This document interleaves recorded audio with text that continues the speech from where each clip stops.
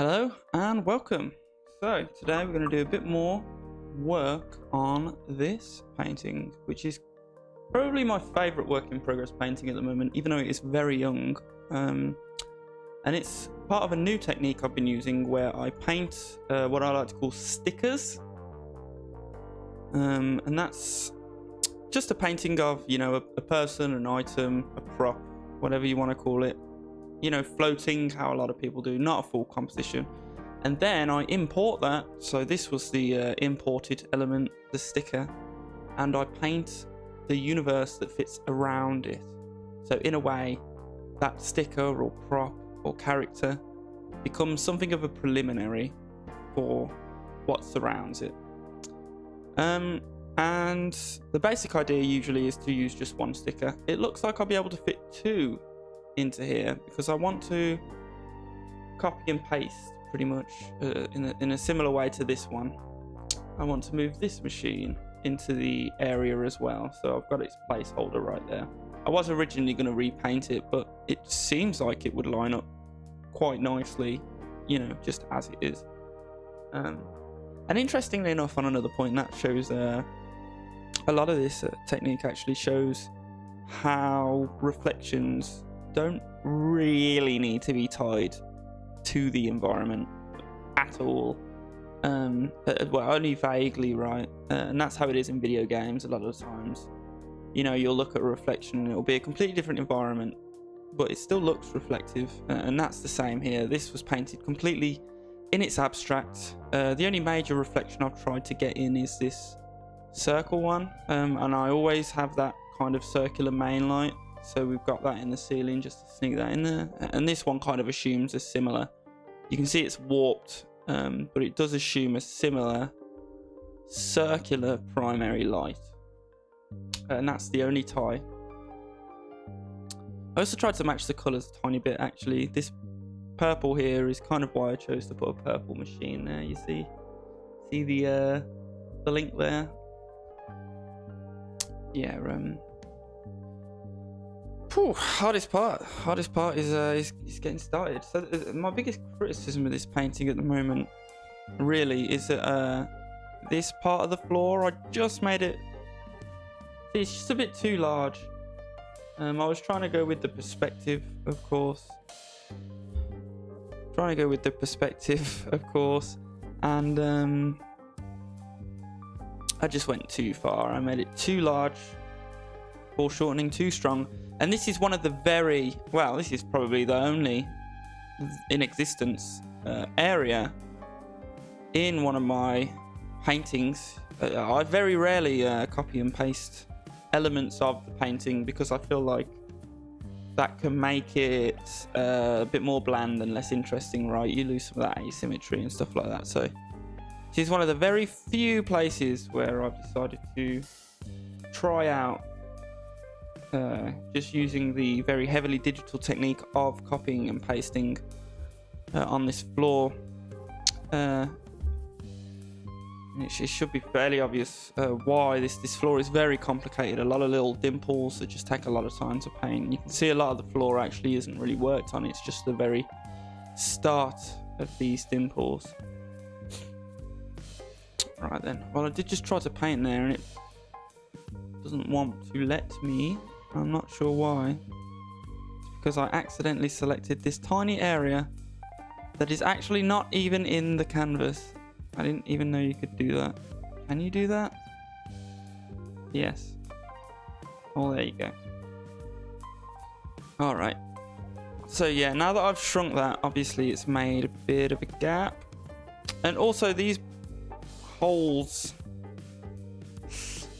copying and pasting, like even when I was painting them, really they weren't lining up very well. There's not really a perfect grid that I can use to line up all these holes, so we're just gonna have to deal with it. I don't know how it's gonna turn out. I think I'm just gonna have to deal with some variation in the holes and to maybe use the liquify brush at some point to level them out. But I mean, really, when you zoom out, you can't really see it anyway. I spent literally 2 seconds on that patch and it pretty much instantly blends in as soon as you zoom out. So it's not that big of a challenge, really. Just trying to get the right colours here that makes sense. This bit here is stairs. I want it to look like this is this is the entrance, and there's just some steps, and we're going down the steps and into this room, which is like the command area for a spaceship. I've got some other ideas too, kind of snowballing together at the moment. I don't know if it'll be in my open recents. Where's open recents?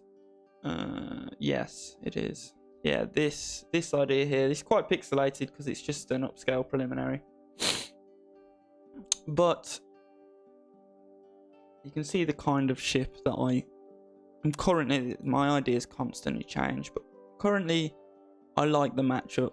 And I think my ideas are better to stay separate. When I start trying to glue them together and forcing them together, it tends not to work very well. But I like the idea that maybe when I finish this painting, it won't be exactly the same, but a very similar deck will be visible in here, in the eye of this ship.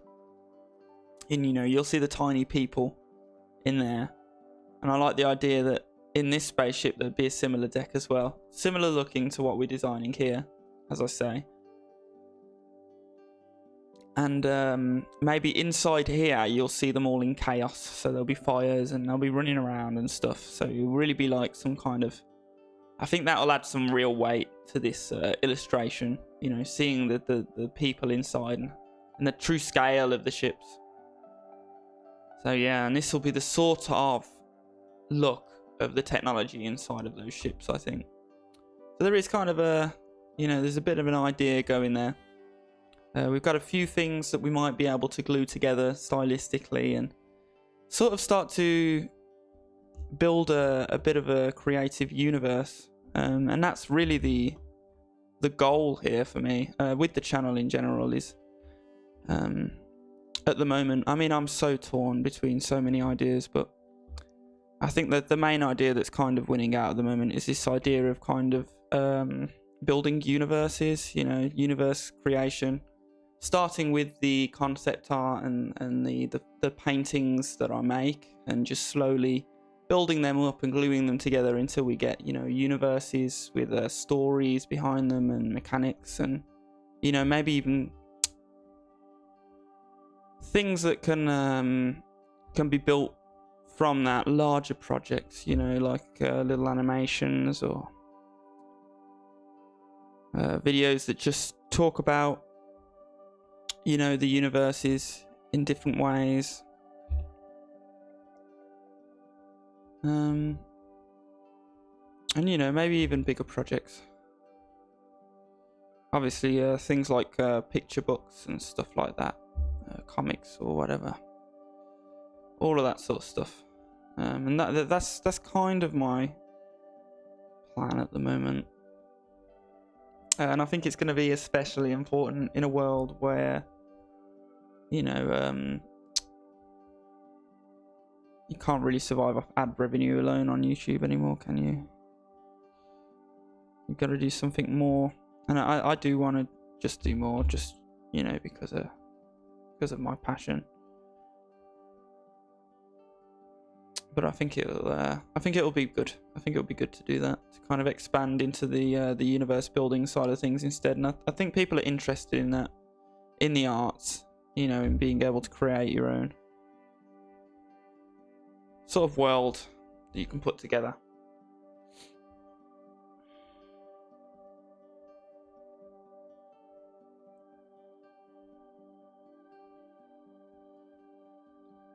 Drawing more of these dots on the floor. Extremely tedious. This part of the painting is. It's probably good to get it out of the way. Although I think, for me, the way my brain chemistry works, things that are slightly tedious, they can often end up feeling more tedious than they actually are, you know. It's hard for me to judge how much time some of these paintings take.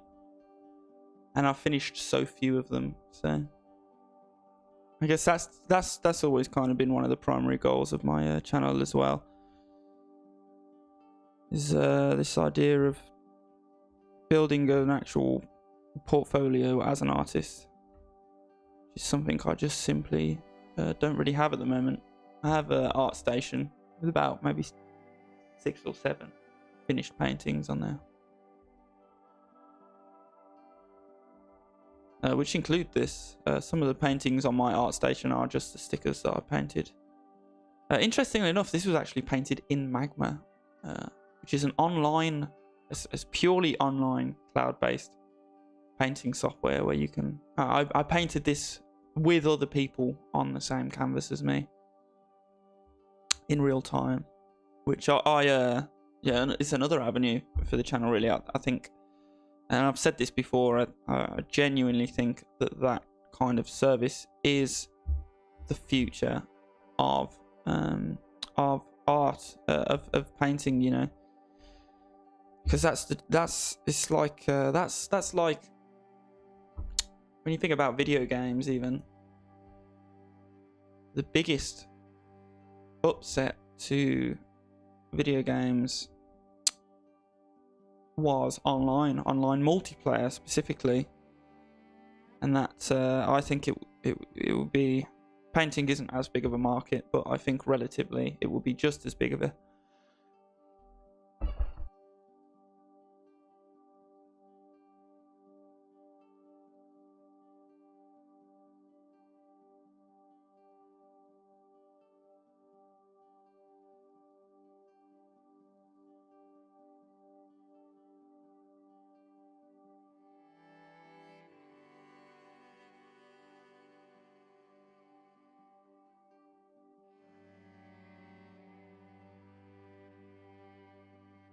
Okay, sorry about that. Like I say, every time I want to sneeze, I start streaming. You know what I mean. What was I saying? Yeah, I think, relatively speaking,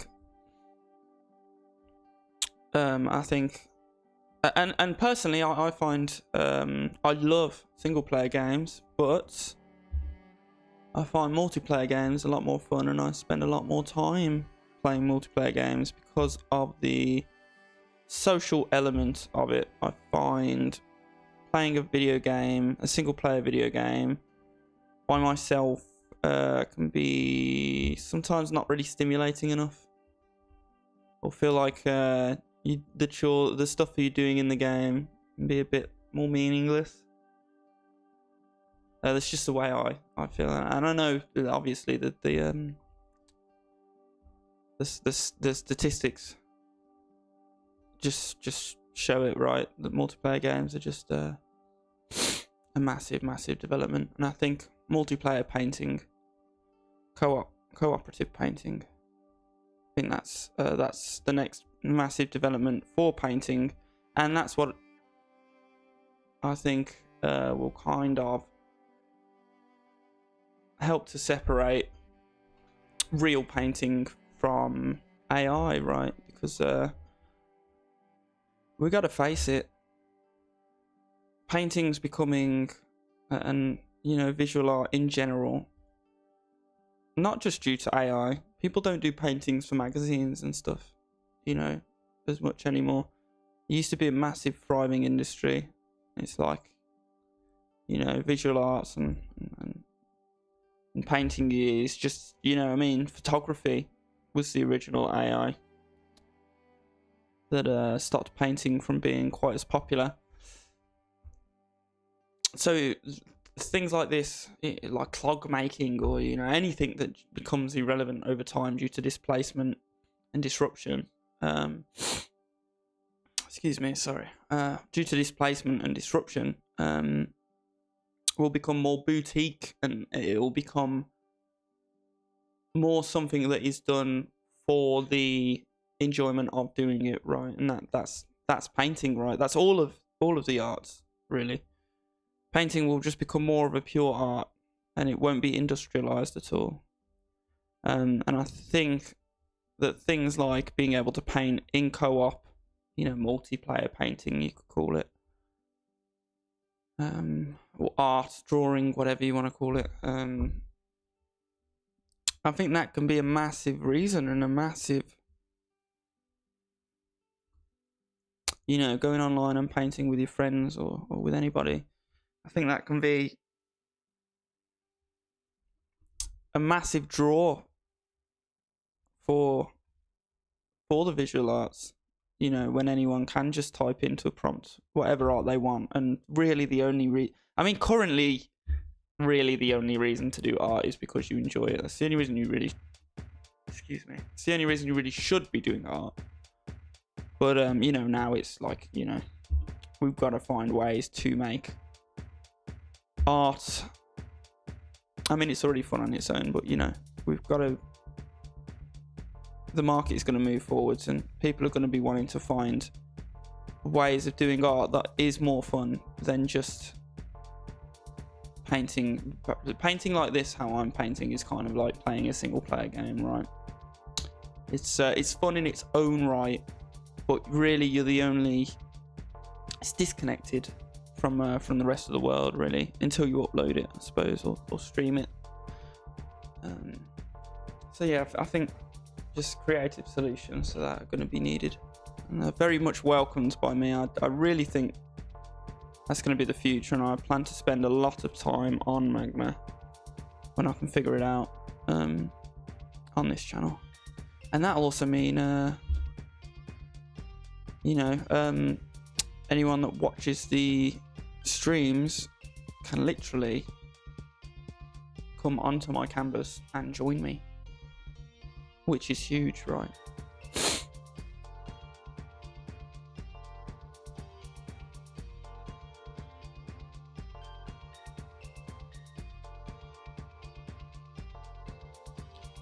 You can see there's something popping up here. There's a bit of a dilemma popping up. All the dots just kind of turn into nothingness back here due to the aliasing, due to the pixelation.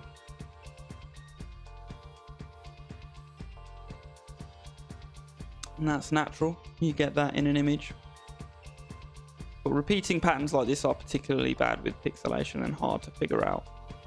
And you can see I've kind of got it right now. What I'm doing with this flooring here is there is a Fresnel effect. As the floor is going more in that direction, you can see roughly it's getting brighter and brighter and brighter. And that's because when we look at one of the circles here, I still keep slouching. I feel the mic is right there. My beard touches it and reminds me that I'm slouching. Yeah, when we look at one of the divots, because these are like a divot in the floor, you can see some high resolution ones here. You can see that a bit better. When we look at it down here, we're looking down, right?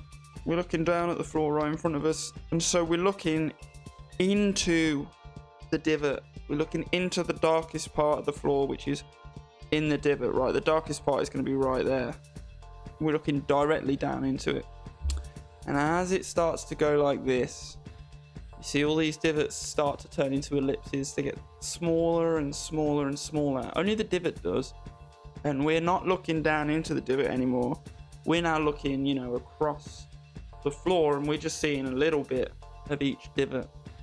And that effect gets more and more and more. And of course, because we're seeing less of the divots and they're getting thinner and thinner and more ellipsed, the brighter part of the floor is becoming, as a proportion, as a percentage of the floor that we can see, it is becoming much greater and greater, until we're viewing the floor, you know, right dead on, and you can barely even see the divots. You might not be able to see them at all, and all you can see is the brightest part of the floor, and the floor might as well be flat.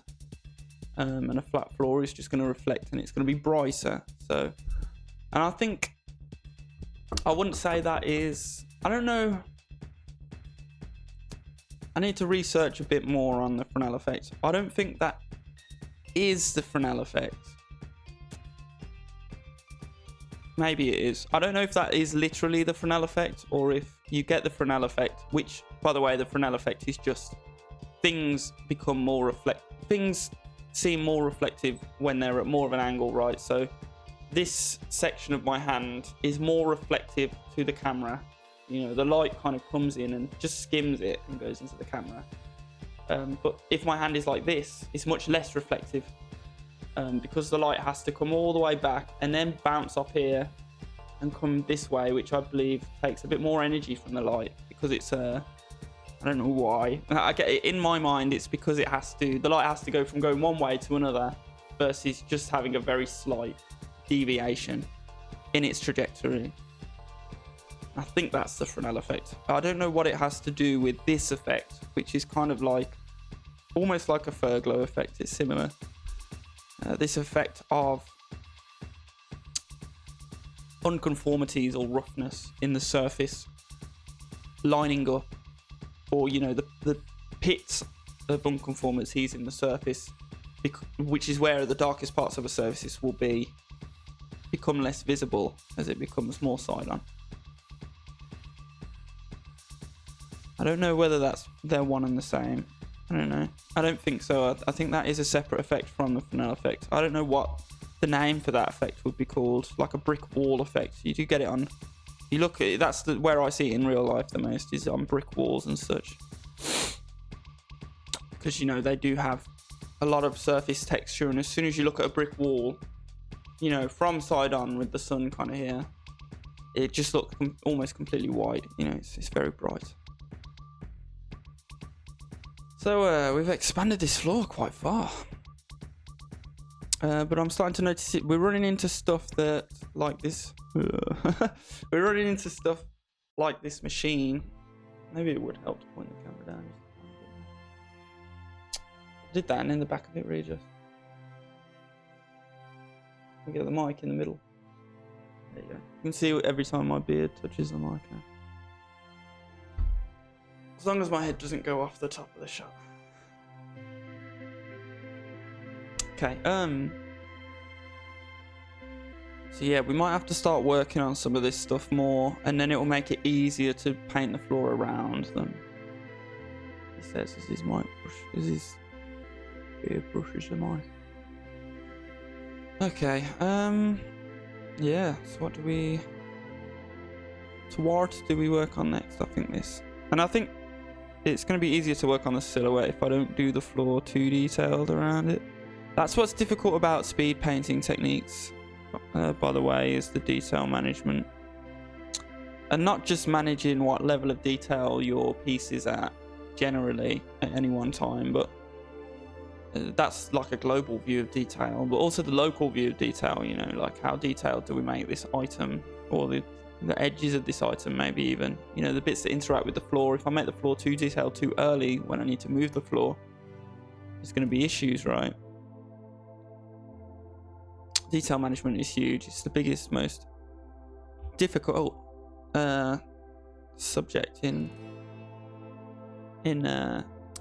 visual arts, I believe, and especially in anything realism based. Like this is imaginative realism. It's probably the most difficult kind of realism. You're trying to get something that looks as realistic as possible purely from your mind, right? Yeah, I'm stuck in the detail loop.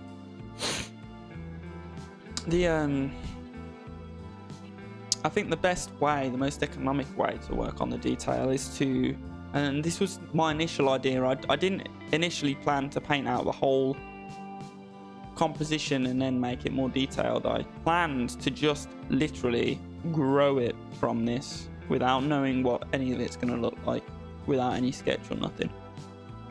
So that plan did kind of change. But maybe that still is a good way to go, is by just spreading the detail out from this, which in that case we would work from the floor. This one is this is the punishment for doing this so early in the morning, burping and sneezing and whatever, all sorts.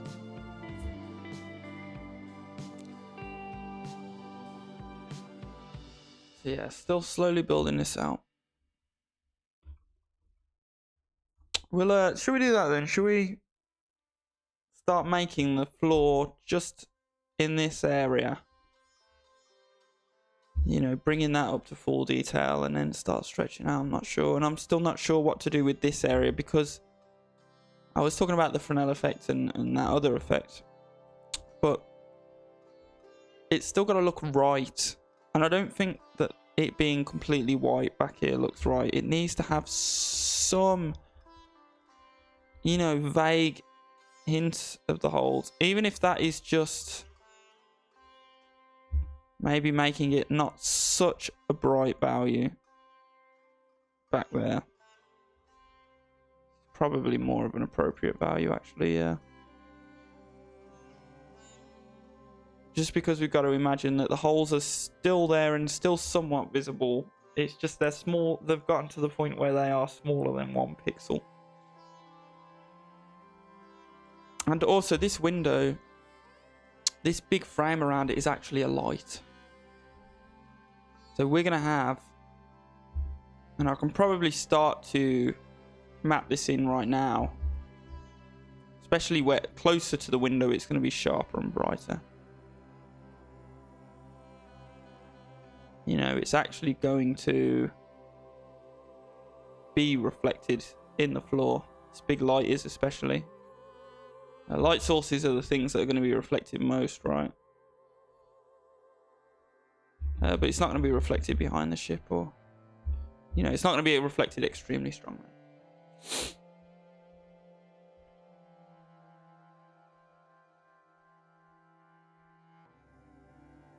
And there's other things to work on.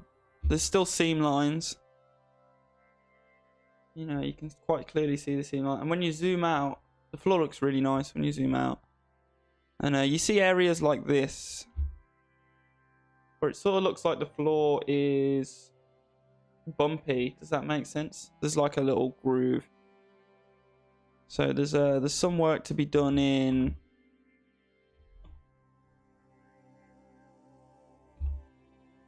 you know, making it all more congruent and kind of congealing it together. And as we do so, the uniqueness of the floor will be able to show through more, like the actual reflections. And you see there's literally a reflection of the you can see there is literally a reflection of this main machine itself in the floor there. Excuse me, 1 second. Give me a second, actually. I'm gonna get a drink and stuff.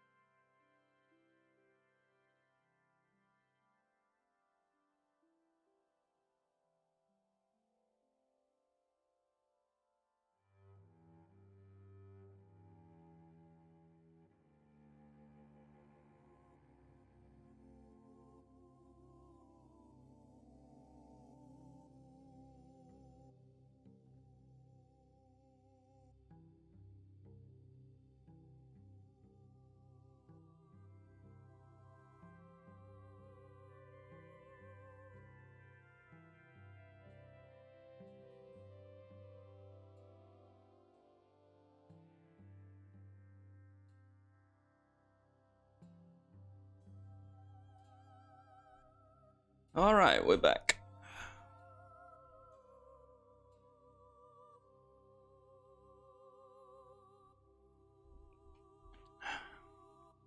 It's looking a lot better than this morning already, I feel like. I didn't save a copy this morning, but the most recent one we have is that one. So over the last couple hours of work, maybe. You see how many different ideas gone through. That was the original. When, like I was saying, the idea was just to do everything in full, and you can see the floor is pretty much in full detail, just around there. Doesn't look too bad even. This idea of a machine in the background. And then it did start to grow, and I started to make more of a mock of the composition itself. And you can see some level changes here as well. Because like I say, oftentimes I paint things a bit too dark, a bit too low contrast, and a bit too low saturation. Naturally is how I paint. I'm slowly trying to improve on that. But filters exist, you know. I don't know whether to bring these rails back. I've been this connection between the floor and the walls around here. It's always something I find difficult in these kinds of paintings of spaceship interiors that I often do. But you know, I really am quite stuck here. Maybe we'll talk about that a bit more later. Got even brighter. It's flashbanged. And then we had this idea. Still kind of like this concept of this machine, which I haven't really done before. That one looks quite cool too. But neither of these ended up getting to exist, sadly. That one already existed. Right. That one is this one. But yeah, right. And this one kind of is a clone of that one, but I wanted it to be in a different material, a bit more of a blue material. I didn't feel like the white matched the environment. You can see this idea of the fall coming along, and I made it a bit more circle, and you can see we worked on the floor a bit. The last stream and today we worked on the floor a bit more. It looks so much more complete with the floor texture in there, actually. I don't know if how well this does line up on a grid, and I try not to line stuff up with a grid. I meant to turn my boiler on then and didn't. Give me 1 second.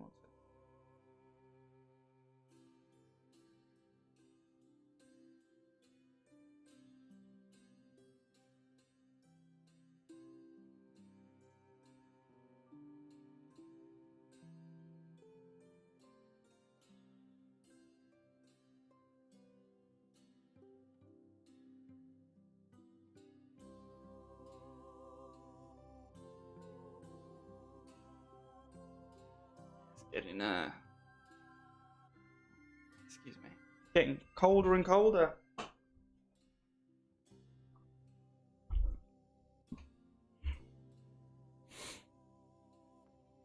All right.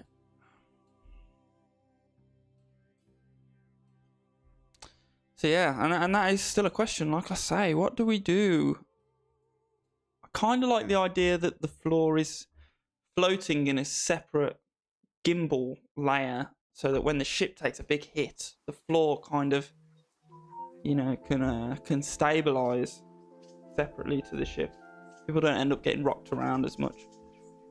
But I'm not sure how to pull that off. I was thinking at some point of like a rubber membrane, but it just doesn't feel very futuristic. That I like the idea that it is a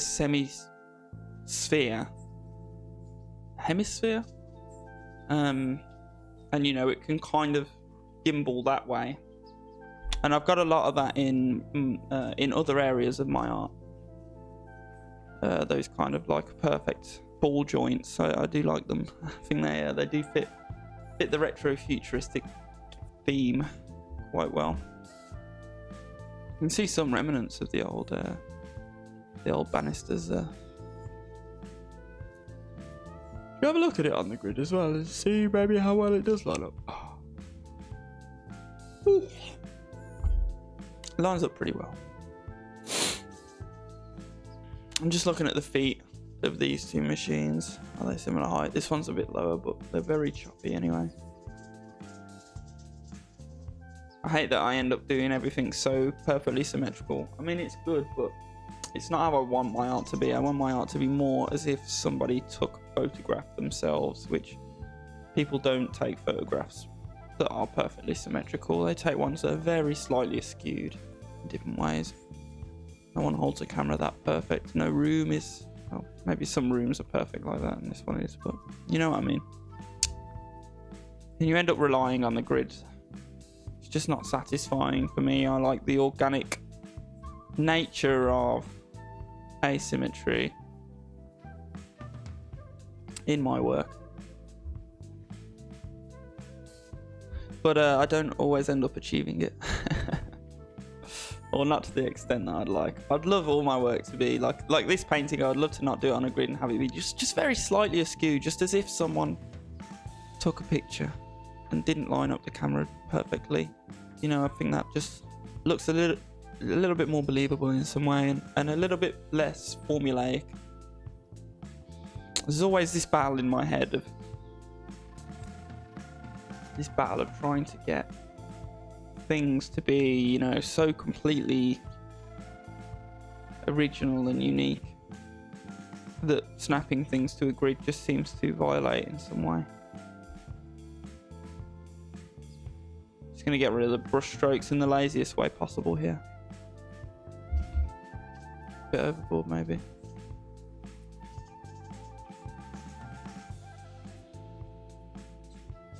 Still don't know about these lights here. You can see I'm just testing them out there to see how they feel.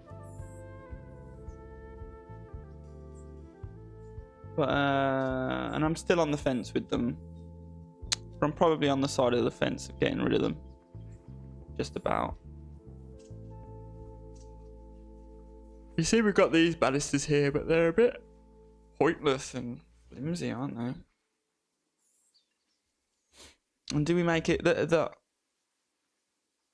and it's also a distance thing. How far away is this back wall? It's hard to tell. The closer this window is, the smaller it looks. And the more pressing the light on its outside is. So we do want this wall to be pushed back further, which is done using what's it called? Forced perspective? Just perspective, I guess it would be. See, when I start to make it kind of darker here, what it looks like... I'm not going to do behind the dome yet. Although I paint that separately when I do. But, you know, I don't use like a translucency layer. This is a painting through and through. But yeah... I don't know how to make it feel like it is further away. I really don't. It's a dilemma.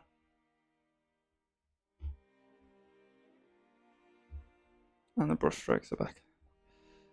Okay. So yeah, what should we do with this floor? Sometimes I do, or I have tried to do in the past, like a metal.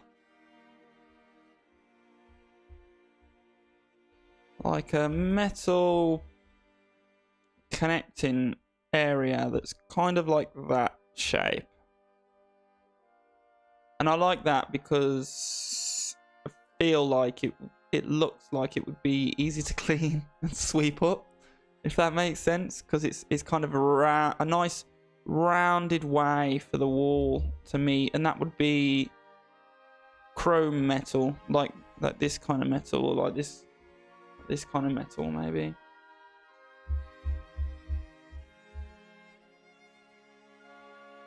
The window to me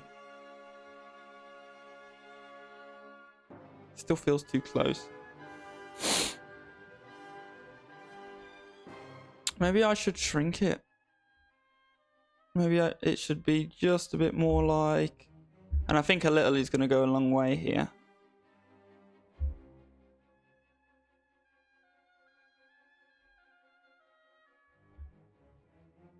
just move this bottom part up a little bit. You know, in the perspective it should look, or at least give the other elements just a bit more breathing space, you know.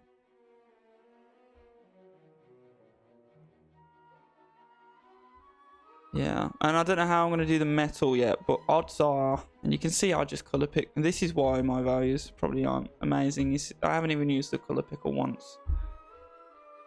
And we're 40 minutes in. I think the metal barriers, they're probably going to be kind of a dark, light, dark pattern like that. And that doesn't look like metal yet. But, you know, just trust me. And the reason for that is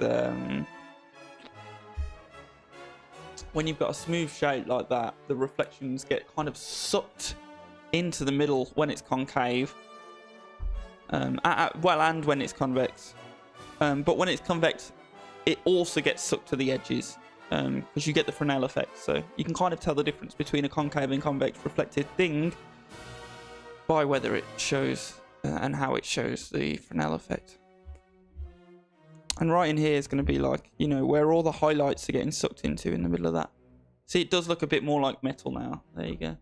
And I think maybe there would be a bit of a shelf on top of it right there. And also the bottom of it would be a bit brighter because it's looking up towards the ceiling.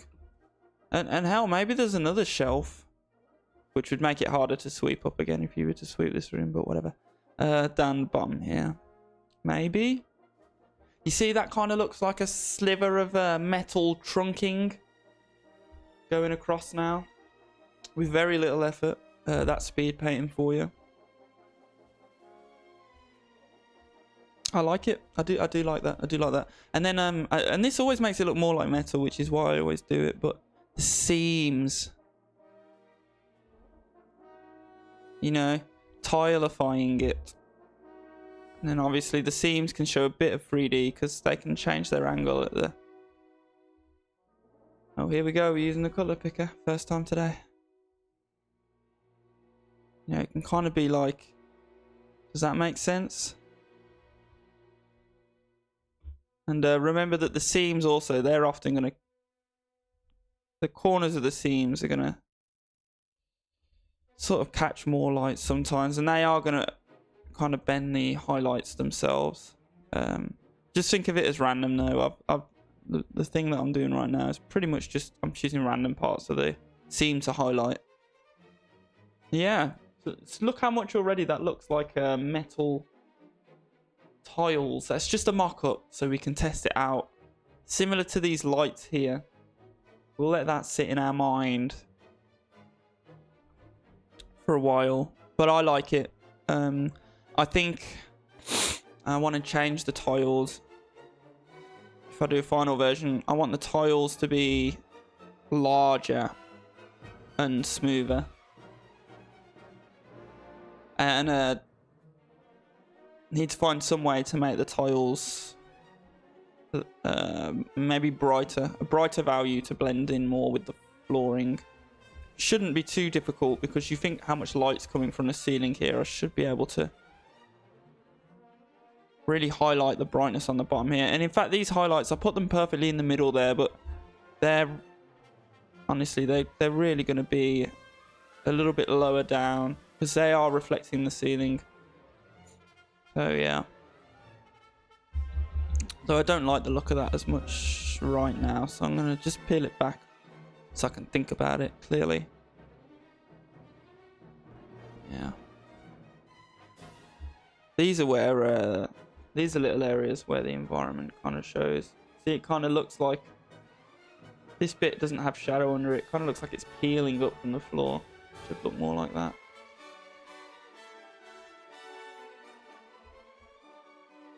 One of the easier ways to connect elements together. Make it look more realistic. Just add in shadows. Contact shadows, I think they're called. Occlusion shadows, they are also called.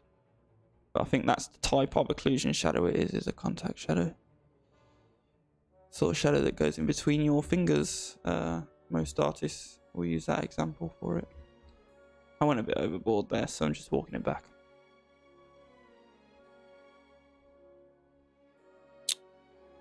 Okay, and so you see, this is all. I've seen some other artists as well call it the search, which is particularly a concept in speed painting, which is what this is.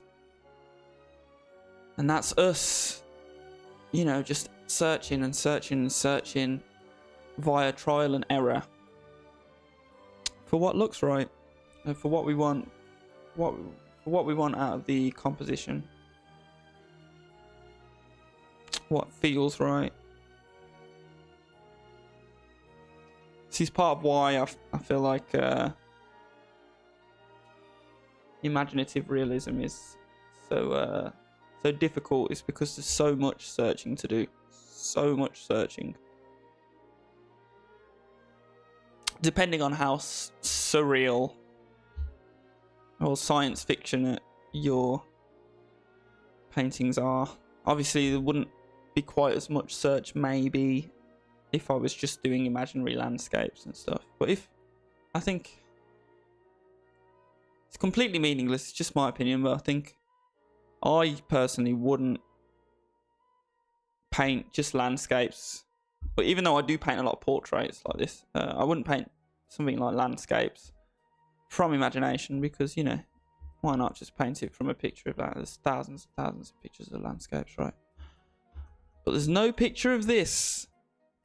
This doesn't exist anywhere. I am definitely the first person to think of this and paint it. And I think that's part of the beauty of working from imagination, and it's why it's always been such a goal for me in my mind. You know, ever since I was young, I've always wanted to, and like I say, it kind of starts with faces. Being able to draw faces from imagination just kind of exploded into, you know, drawing dungeons and futuristic stuff and sci-fi things, and, you know, keyframes from movies that don't exist, all sorts of things like that. I think that's the true joy of not just imaginative realism, but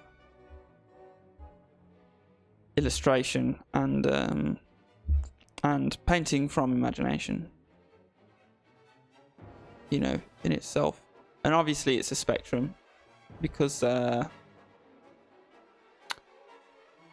know, almost no professional artists that you see, but, you know, really the advice is, even when you're painting from imagination, to use references, right? And I kind of don't follow that advice, even if I do advocate for it. None of this painting at all has had any reference use in it at all, and I like that, because it makes me feel like my paintings are even more unique for that.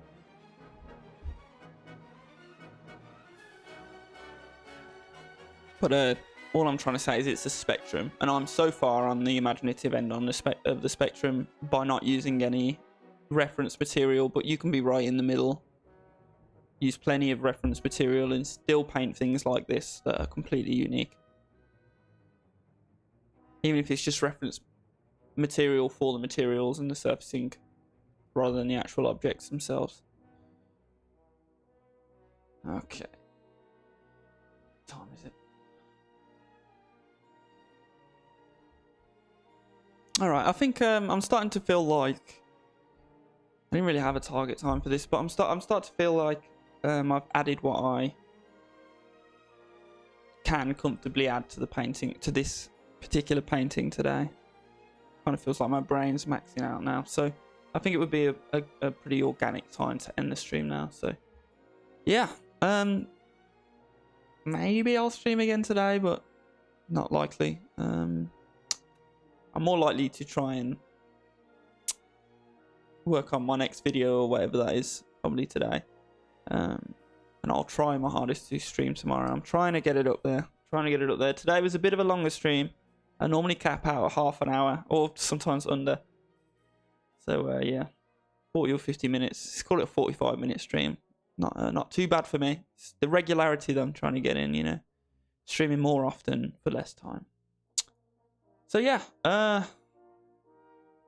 hopefully this is helpful to whoever happens to stumble upon it, and, you know, follow my channel if if you do stumble upon this and you like this, it's going to be getting better from here and higher quality.